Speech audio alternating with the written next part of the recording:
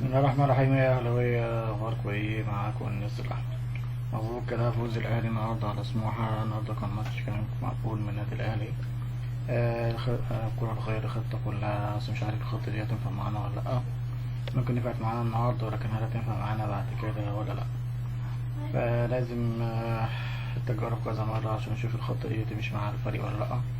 طبعا نجم المباراة كان أسامة أبو علي وإمام عاشور. أسوأ اتنين في المباراة بصراحة ما عجبوش النهاردة كان أشرف داري اللي خرج مصاب، وأنا ما أعتقدش إن هو خرج مصاب. أشرف داري مكانش حلو الشوط الأولاني. تاني واحد طبعا كريم الدبيس اللي عمل الجون الأولاني، بعد كده ما شفناهوش. فيعني كبداية كويسة نبني عليها الفترة اللي جاية، بس الأهلي محتاج لعيبة كتيرة جدا يا جماعة. يعني لما يحيى على الله خرج ما عندناش بديل ليه.